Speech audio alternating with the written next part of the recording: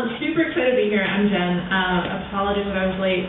I do coordinate the Literary Festival, which 11/11 is in, so thank you. Woo! Super excited. We're talking actually about your event tonight. But, yeah, the event is starting in 2 days, so it's a little crazy. But my apologies for my rudeness. Very excited to be here, though. Thank you to Hugh. Thank you to Jamie. Thank you to the readers. Super awesome to be reading here. And, yeah, I want to move into the space. It's gorgeous. Okay, I'm sorry I have my phone. I'm not checking emails, even though it's something that I probably would be doing with the craziness going on. But I do need to keep track of my time because I'm really bad at time management. So, I'm going to start with the poem that you guys published, which I love so much, and love the cover too because it's my state bird, Oriole. So I was very happy about that.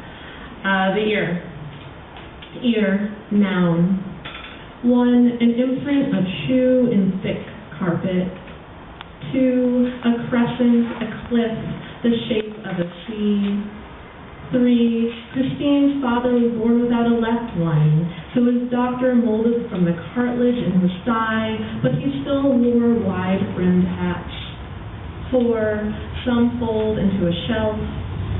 5, if I had been a boy, my mother says, both would have been turned back. 6, begging to be unfurled, petals wait for sockets to be revealed. 7, mostly the edge curled over like a wave.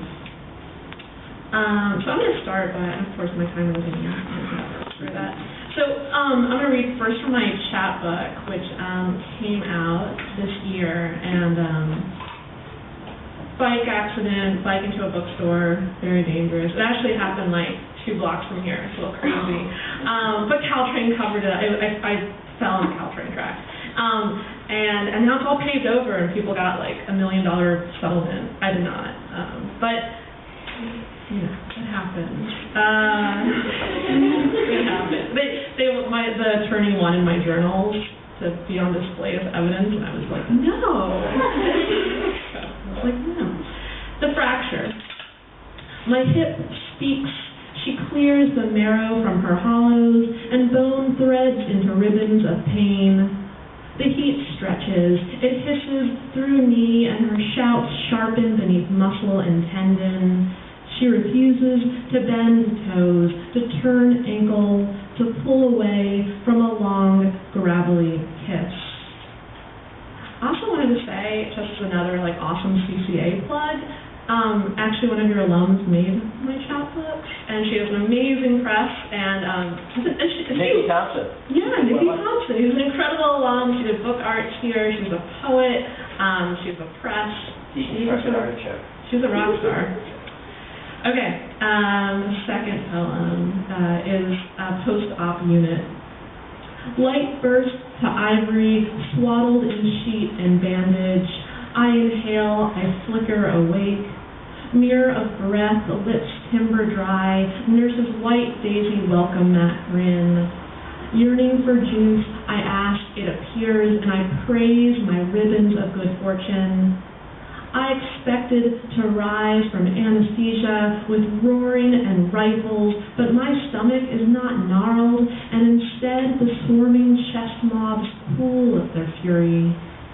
Inside a droning, surprised by the absence of bone heat, left hand sneaks to my left hip, its new topsoil of dressing and tape.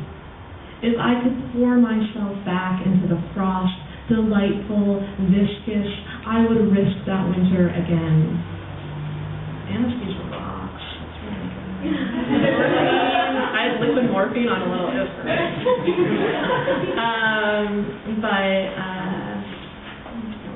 okay, I'll do the last poem in the chapter. If I hadn't broken my hip.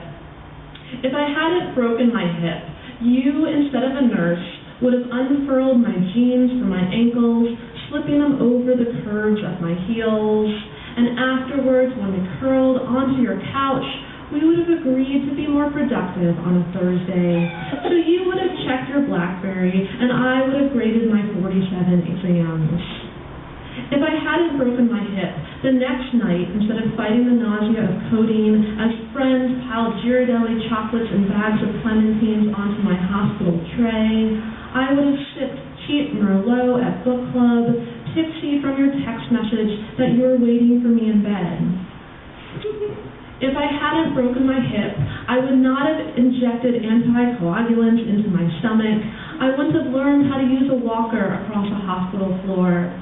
Instead, we would have driven to LA and San Diego and Mexico and woken up each morning in a different hotel and checked out at 11:59 a.m., unless I asked you when your mother was moving out, or you mentioned that I was forgetful again, or I questioned why you were not kinder to the waiter, and then we would have fought the entire spine of California until cracks splintered deep into bone. So then, sort of like the irony that happened, is I had my chapbook release party, and 3 days before I decided it would be really fun to play in a shopping cart, and I broke my kneecap. And the surgery that Kaiser decided to plan for me was the night of my chapbook party. So I had to postpone my chapbook party, which sort of sucked. But then I have more material, so, and the chapbook is called Fracture, so that was sort of like the irony, like people thought it was a joke. It's so funny. Very funny. Yeah, okay. So this is, I decided to write a poem about my kneecap since I wrote so much for my hip. The patella speaks. I haven't always known hardness. At first, I was slipper, soft, and embryonic. It took 3 years for this cartilage to ossify. A patch stiffened here, firmed there. Have you never questioned a baby's pliant knees? No. You don't ask about me, and so I bend you at will. I lock, I load. Don't inquire about my name either. A Latin diminutive, a patina, a shallow pan, a plate. Because that's what I do for you, I serve. Why do you care? You notice me only when something is wrong. You stare at the x-ray and say to the orthopedist, oh, I see.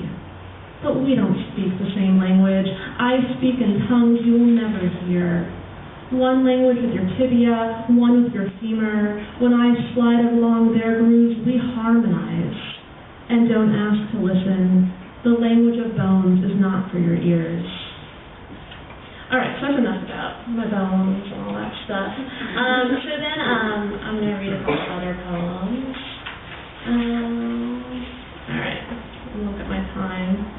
This one. Evening in Bethlehem. As sky shifts into shades of plum skin, I search for the bakery that sells the best karaif in town. And I remember my mother's recipe, shredded phyllo flaky off the fork, rosewater laced syrup gathering in the corners of the pan. Instead, I find a tiny bookstore, paperbacks layered across tables, overlapping bark of covers in brown and green, and the owner approaches. His shirt is dappled with sweat, his belt squeezes his belly. He points to one cover. This book, good, good, he exclaims. A black and white image of Hitler's face, the Arabic letters Mein Kampf. I look at him and say, no, he killed many people, and his eyes wrinkle, and in Arabic he says, yes, Jews. And I don't find the bakery, and I walk back to my hotel, comforted by white walls and starched sheets.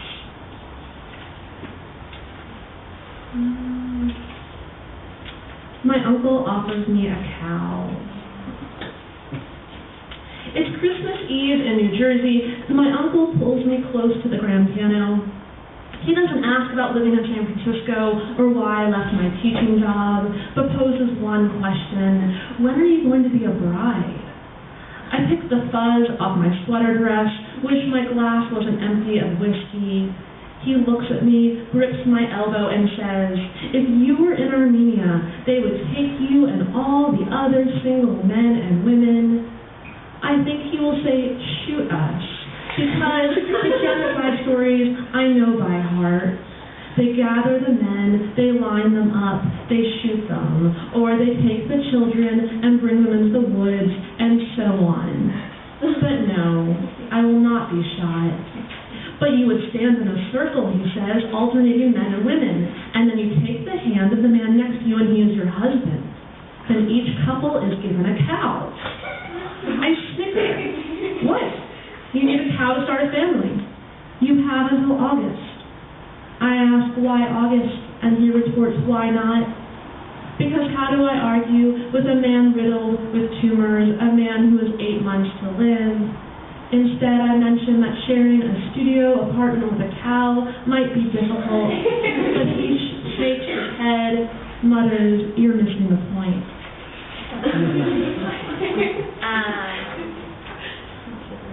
That time. Okay. Armenian hair. I read this in front of my dad, which was really embarrassing, and my dad was very angry. He was like, "We don't have Armenian hair," but I don't know. My hair's gotten crazier as I've gotten older, so I sort of disagree. Armenian hair. Thank God my high school friends were Jewish. Didn't they have it worse? One waxed her forearms, another left a bleach on her upper lip so long the sophomores snickered at the angry burn. We bemoaned the sprouts that popped up here and there, our eyebrows not narrowing at the ends, but widening and bushy. Frida Kahlo, not yet considered beautiful. At least my non-Armenian mother admitted her jealousy. Each morning, she squinted into the mirror to pencil her eyebrows in mahogany brown. But I wonder what happened to the hair of my youth, the strands so thin, so fine that barrettes would slip from the ends of my pigtails, breadcrumbs across the playground. At 15, this hair stiffened and thickened, and halos ballooned around my nipples, and by 18, even my big toe budded shrubs like a hirsute hobbit's. At times, I feel pity. Not for the black tree trunks that stand straight from my eyebrows, but the baby, wispy hairs. They grow without direction or guidance. I realize they need outside help, so I wax and pluck and date men who wink and smile when they ask me to get a Brazilian. One even offered to pay for it, and it lasted an hour and a half, and the esthetician cursed and asked if I was Lebanese or Russian. "Oh, Armenian," she exclaims, "you should have told me." And she finishes and my skin burns red, speckled with blood, a chicken freshly plucked. "No sex for 24 hours, she warns, actually 48 hours for you." Yes, she knows that Armenian hair takes over without apology, a manifest destiny, spreading over fences into neighbors' yards, the city's rose gardens, and beyond. I can't believe I read that from my dad. All right, two more. Thank you all for coming. The house in Jerusalem. This is the house my father called the house in Jerusalem. This is the house I don't mention to my Jewish friends who go on birthright trips to their homelands. This is the house my father's fathers owned since the 1940s and renovated into a boarding school for the blind. A house where they lived for 1 month before the Israeli army forced them to move. This is the house with the best views for shooting anyone in no man's land. The house that sat empty in 48 until the UN took over. The house that hosted the Mixed Armistice Commission and mediated Jordan-Israeli disputes. The house that attempted to maintain the ceasefire but gave up in '67. The house where my father, when he turned 70, finally took me to when he realized the situation would never improve. The house where the guards refused our entrance until my father told them we owned it. Cratered with bullet holes in stone, this is the house he will never inhabit because he is not a Jew. The house where I can only live if I convert. The house that my father sold last year because its existence gathered him back each year. And by gathered, I don't mean that the country welcomed my father into its arms like the spinning of wool or assembling of children into blanket. No, I mean it pulled him back like the collecting of saliva and phlegm to be spit back and spewed through the teeth. I want to end with a funny one, and I'm going to turn my timer off because I'm up. I decided, because I was writing so much about my dad's side of the family, because I thought it was more interesting because it was ethnic, that I should write about my mom's side. So I did. So this is the result. Thank you again. Not another grandma poem. My grandmother pulled cruelty in the deep corners of her cheeks as if storing them for winter. When my parents flew to Berlin, she warned me and my sister that the walls of her house could hear us, so we snuck to the creek and exchanged whispers beneath trees. When we returned in the afternoon, she mentioned our luck that the hobos didn't force us to be their child brides. Sure, she cooked halushis and sausages and cabbage rolls like any respectable Slovak wife, but she was no cookie-baking, scrapbook-making, finger-dipping into cake batter grandma. She raised 11 siblings among abandoned machinery and coal mines of West Virginia hills. She dropped out of the 8th grade to work at a steel mill and married my grandfather because he was a butcher. She loved her 36 double D breasts, senior 49-cent McDonald's coffee, and slender ankles, unlike her sister Lizzie. I'd crawl into the corners of her walk-in closet and smell the satin linings of her coats, but she never donated her clothes to Goodwill, instead filled black bags for the trash, so she wouldn't see homeless ladies wearing her furs. One night, while watching Johnny Carson, she gripped the tip of my index finger and folded it against the first knuckle joint. I didn't scream as she clamped, and she giggled as she said her grandmother played the same game with her. Once, when I wet the bed, she washed my sheets and hung them on the line in the backyard.